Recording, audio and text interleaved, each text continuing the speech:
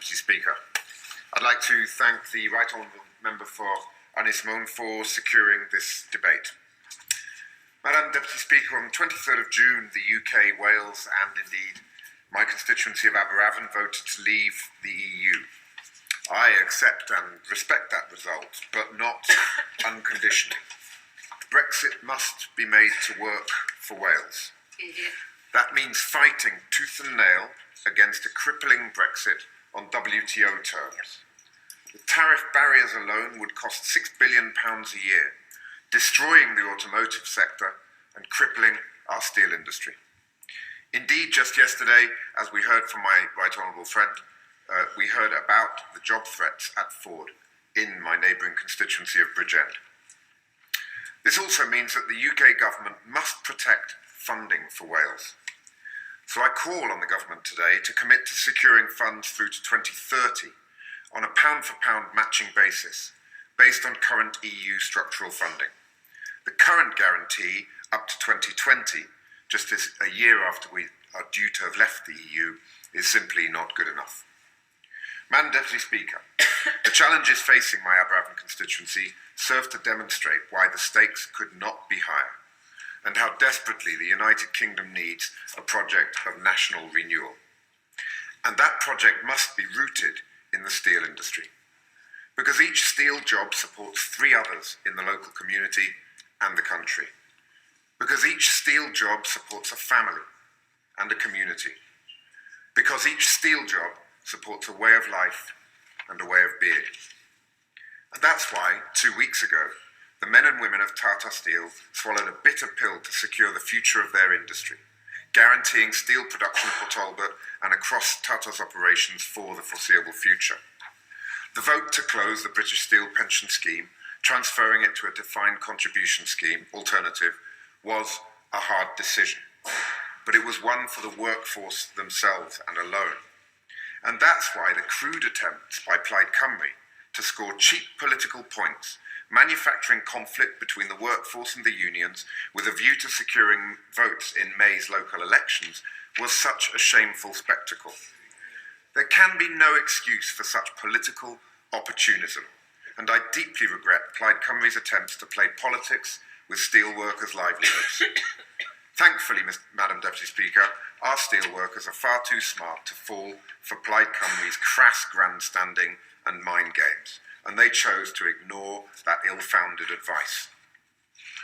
The workforce have shown their willingness to make real sacrifices to save their industry. Tata have made commitments to secure the industry. The Welsh Assembly Government has offered £60 million in support and created an enterprise zone to help with business rates. But the Westminster Government has done nothing. Nothing on Chinese dumping. Nothing on energy prices.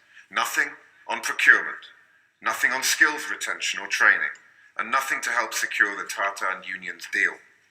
And so today I ask the government to commit unequivocally to heed the cross-party steel 2020 report, amazingly I have a copy right here, and to commit to a sector deal for steel. I will be quick.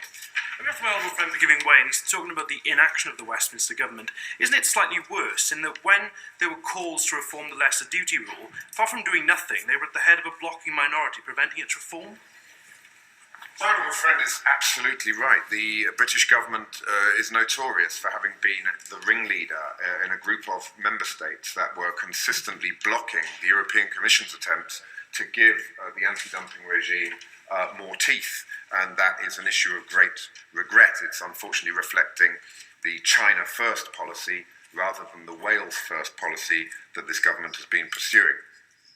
But a thriving steel industry must also be a catalyst for the regeneration and development that will come if the government gets on and approves a city deal for the Swansea Bay area, a city deal that would help regenerate and manage the impact of deindustrialisation. And it also makes sense, of course, for the government to give the green light to the Swansea Bay Tidal Lagoon, an idea whose time has clearly come. The lagoon would create and sustain thousands of jobs and meet 11% of Welsh energy needs with a clean, green, reliable source of sustainable energy. But something that has rather less support in Wales is the government's parliamentary boundary review. A review that disrespects local communities. It proposes to slice Port Talbot town centre in two, leaving the High Street and adjacent shopping centre in different constituencies. It's absurd. A review that disregards the 2 million people who registered to vote in the referendum campaign. A review that seeks to stifle the voice of Wales by removing more than a quarter of Welsh seats.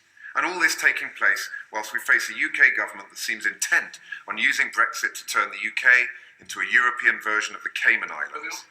I will give way.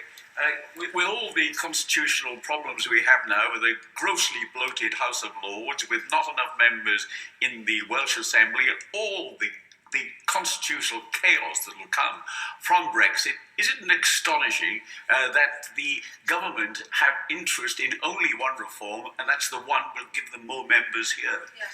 My own friend's absolutely right. This is a barefaced gerrymander that we regret. And so I urge the government to take action on steel, to take action on the economic regeneration, to rethink on boundary reviews, and I wish all honourable members a happy St David's Day. Caroline Harris.